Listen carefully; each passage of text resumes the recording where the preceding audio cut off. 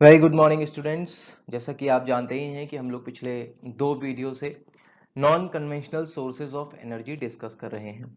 अभी तक हम लोग दो टाइप्स के एनर्जी को पढ़ चुके हैं, उनके एडवांटेजेस एंड डिसएडवांटेजेस भी देखे हैं हमने। कौन कौन सी है वो energy? First solar energy and second is wind energy.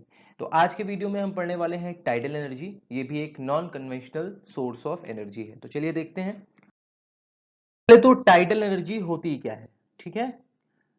Laser pointer use कर लेता हूं। The energy obtained from the rise and fall of tides is called the tidal energy. भाई टाइड्स का ऊपर जाना और नीचे आना, ठीक है, राइज एंड फॉल, उठना और गिरना, इससे जो एनर्जी हमें मिलती है उसको हम बोलते हैं टाइडल एनर्जी। लेकिन अब बात यह आती है कि जो टाइड्स होती हैं वो होती क्या है। भाई देखिए, टाइड्स क्या होती हैं? जो हमारी अर्थ का टिल्ट है ना, और उसके अलावा जो अर्थ के मोशंस हैं, उनकी वजह से दिन में दो बार टाइड्स आती हैं, जिसकी वजह से कभी पानी ऊपर जाता है, वाटर लेवल बढ़ जाता है सरफेस का, कभी वाटर लेवल डाउन हो जाता है। ठीक है, तो उसी अप एंड डाउन या राइज एंड फॉल की बात यहां पर की गई है। तो उस पानी से, उस एक्सेसिव वाटर से जो एनर्जी हम ऑब्टेन करते हैं उसको हम क्या बोलते हैं? Tidal energy. ठीक है, अभी लास्ट में आपको दिखाऊंगा कि प्रोसेस क्या है। सेकेंड प्रोसेस अभी जब दिखाऊंगा तो आपको पता चल जाएगी। ऐसे ही बता देता हूं कि एक बैराज टाइप का, एक डैम टाइप का कुछ बना लेते हैं हम लोग ओशन में या सी के पास। और जब पानी का जो लेवल है वो धीरे धीरे ऊपर उठता है, पानी बहुत बढ़ जाता है, तो हम उस डैम का जो गेट है उसको खोल देते हैं।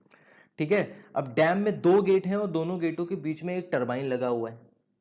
ठीक है, अब एक गेट खोलते हैं, फिर दूसरा गेट भी खोलते हैं, और पानी बहुत स्पीड से उन गेट्स के थ्रू पास करता है। और बीच में जो टरबाइन है वो क्या करता है? वो रोटेट होता है, जिसकी वजह से मैकेनिकल एनर्जी बनती है, देन इलेक्ट्रिसिटी बनती है। ठीक है, उसी के बारे में यहां पर लिखा हुआ है। अभी आगे हम डायग्राम में देखेंगे तो समझ में आ जाएगा। अब देखते हैं कि एडवांटेजेस इसके क्या हैं। सबसे पहले तो इन्वायरमेंट फ्रेंडली है, किसी भी तरह का पॉल्यूशन क्रिएट नहीं करता, कोई पॉल्यूटेंट नहीं है, कोई भी टॉक्सिक गैस नहीं है, ग्रीन हाउस इफेक्ट नहीं है, नथिंग। ठीक है, पूरी तरह से फुली इन्वायरमेंट फ्रेंडली है। Second is highly predictable energy source. भाई आपको पता है टाइड्स का एक टाइम कैलकुलेशन होता है। ठीक है, वो एक सर्टेन टाइम पर आती हैं, कभी भी वो मानसून की तरह अनसर्टेन नहीं होती हैं। ठीक है, उसको कैलकुलेट किया जा सकता है, उसके हिसाब से प्रिपरेशन की जा सकती है कि भाई टाइड्स हाई होने वाली हैं। तो चलिए अब हम जल्दी से तैयारी कर लेते हैं, प्रिपेयर कर लेते हैं अपनी मशीन्स को, ताकि हम ज़्यादा से ज़्यादा एनर्जी जनरेट कर सकें।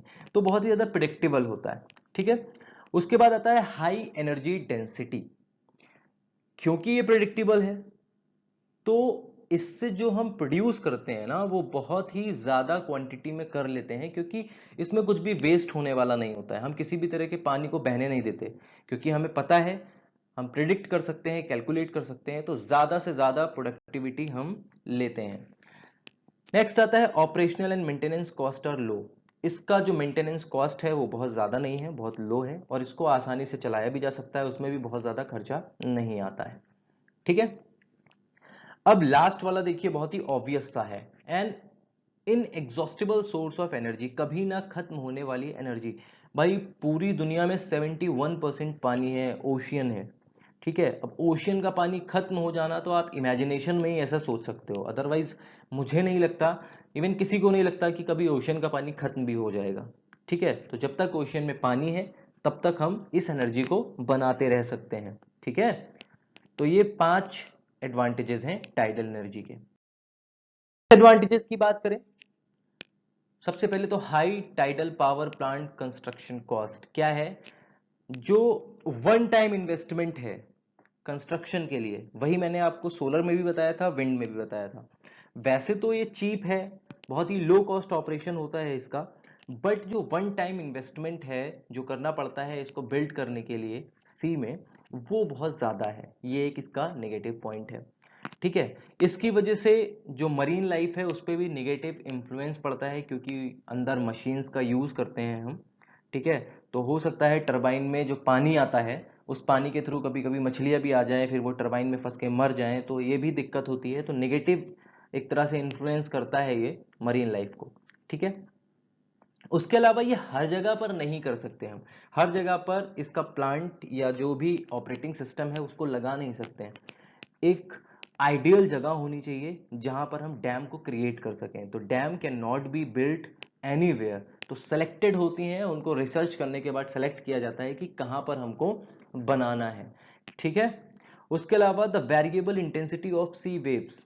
अब सी वेव्स की इंटेंसिटी कभी कभी ज्यादा भी हो जाती है, जैसे कभी कभी सुनामी आ जाती है। ठीक है, और सुनामी का मतलब डिस्ट्रक्शन।